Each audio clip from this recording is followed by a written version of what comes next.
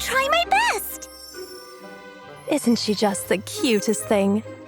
I still remember the first time I met Pippa. She was so frustrated trying to make sense of her weird, unpredictable magic. But behind that worried little face, I could see just how much she truly loved magic.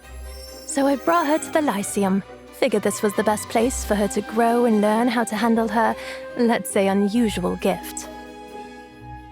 And now that same unpredictable magic has evolved into Pippa's own chaotic combat style.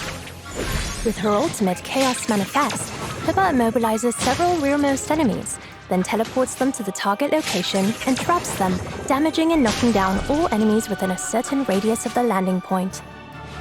But here's the catch. Anytime she casts a skill, there's a chance it'll spiral out of control.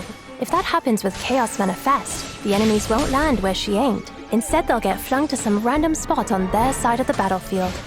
Her other skill, Mad Missiles, is just as unpredictable. Pippa channels her magic for a few seconds, firing multiple magic missiles at enemies. Each missile deals damage. If it goes out of control, the missiles strike random units on the battlefield. Of course, she's also picked up a thing or two from my lessons on magical plants, and she puts that knowledge to good use. With Botanical Woe, she targets the area with the most enemies, summoning magical plants that stay active for a while. While they persist, the plants damage nearby enemies and reduce their energy every second. Sadly, if the skill gets out of control, the poor plants wither away a few seconds after spawning. But what I admire most is how hard Pippa has worked to make peace with her magic. Once Pippa unlocks her exclusive skill, all her skills behave normally the first time they're cast, and every skill cast has a chance to trigger mutation. After mutation triggers, whenever Chaos Manifest teleports enemies, Mad Missiles hits targets, or Botanical Woe deals damage, Pippa deals extra true damage to nearby enemies and immobilizes them.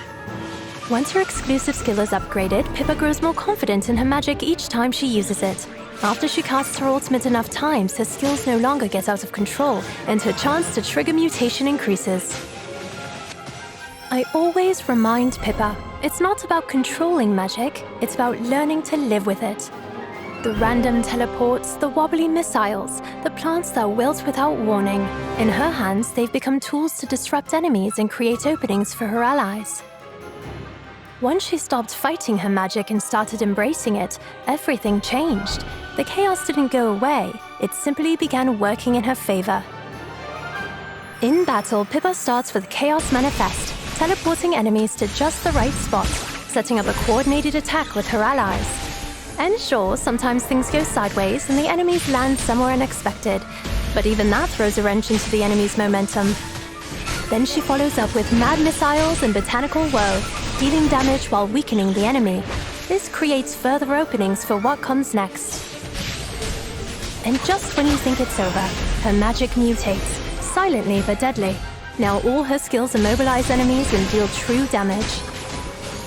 She may not look like much on the battlefield, but when her magic gets unleashed, Pippa has a way of stealing the spotlight. Watching her journey from wrestling with her magic to claiming it as her own has been incredibly rewarding for me as her mentor. But more than any spell or title, it's that bright smile of hers that I treasure the most.